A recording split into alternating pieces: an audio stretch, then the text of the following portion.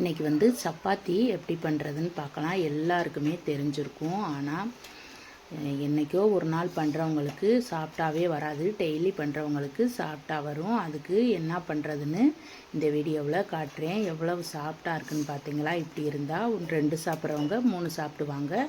அப்போ நல்லா பஞ்சு மணக்கி இந்த சப்பாத்தியை 2 லேயர் வராப்பில் நல்லா பதமாக சுட்டு எடுத்திருக்கேன். அதுக்கு வந்து ஃபஸ்ட்டு தண்ணி காய வச்சுக்கிறணும். நம்ம வந்து சப்பாத்திக்கு வந்து கொஞ்சம் சுடு தண்ணி ஊற்றி சப்பாத்தி மாவு பிசைஞ்சால் நம்மளுக்கு வந்து எப்படி போட்டாலுமே சப்பாத்தி நல்லா பஞ்சு மாதிரி வந்துடும். அதுக்கு வந்து சுடு தண்ணியை ஃபஸ்ட்டு காய வச்சுக்கிறலாம். காய வச்சுட்டு நான் ஒரு பாக்கெட் மாவு எடுத்திருக்கேன். அதில் வந்து கொஞ்சமாக சுடு தண்ணியை ஊற்றி நல்லா உப்பு கொஞ்சம் சீனியும் போட்டுக்கிறேன். அது வந்து டேஸ்ட் எங்களுக்கு ரொம்ப பிடிக்கும். அதனால் கொஞ்சம் சீனியும் போட்டுட்டு இப்போ வந்து நல்லா காஞ்சிருச்சு. தண்ணியை எடுத்து ஊற்றிக்கலாம்.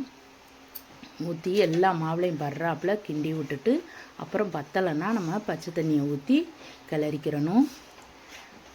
பாருங்கள், எனக்கு வந்து இந்த தண்ணியே போதுமாக இருந்துச்சு. அதனால் பச்சை தண்ணி ஊற்றலை. இதையே நல்லா போட்டு பிசைஞ்சு எடுத்து வச்சுருக்கேன். இந்த அளவுக்கு பிசைஞ்சு வச்சாச்சு. இது வந்து ஒரு 10 நிமிஷம் இருக்கட்டும்.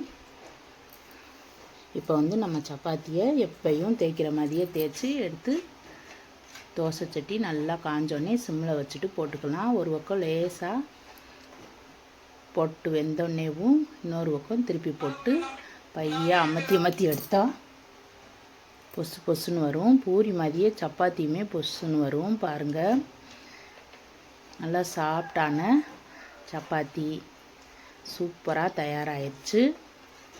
இந்த மாதிரி நீங்களும் பண்ணணுன்னா இப்படி சுடுதண்ணியை ஊற்றி ஒரு தடவை பிணைஞ்சு பாருங்கள். சூப்பரான